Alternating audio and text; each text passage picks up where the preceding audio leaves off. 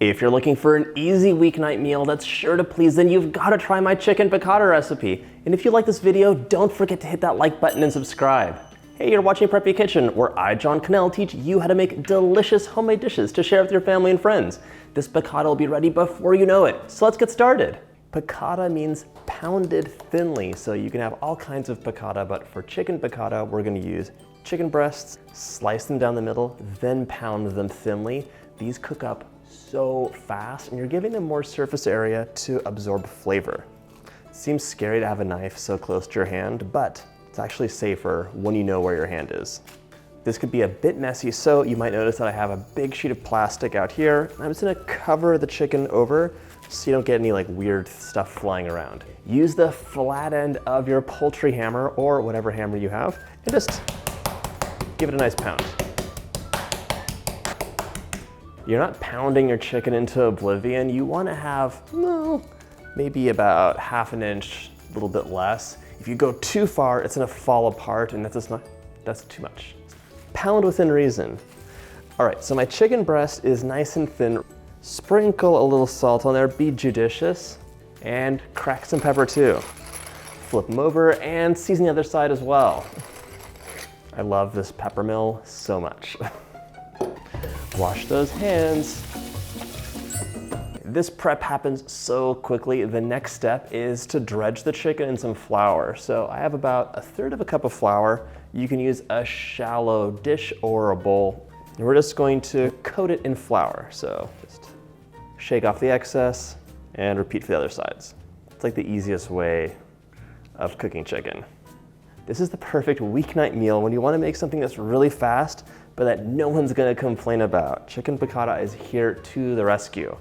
The chicken's all prepped. For this recipe, I want about ½ a cup of lemon juice. I forgot to use my strainer. Strain those seeds out. You can always give your lemons a roll before juicing. Makes them juicier. My pan is over medium-high heat. I'm adding a generous 2 tablespoons of butter and 2 tablespoons of olive oil. So while the butter's melting, we're gonna open up our wine. The wine can be skipped. You could just use more chicken stock if you want, but hello, this is so nice together. It really adds a nice brightness of flavor and complements the lemon. Add those chicken pieces right onto the skillet. You can cook this in batches or you can cook them all together. It kind of depends on the size of your cutlets and the size of your skillet. These are really big cutlets. I'll be doing 2 batches. After about 3 minutes, you can flip it over. It should be nice and golden on both sides. If you see any black bits in the pan, that's totally okay. Those are the milk solids from your butter that have just really caramelized up. Don't worry about it. Setting this chicken aside and doing my next batch. So while this chicken's cooking, we can just complete the sauce in this mixing cup right here.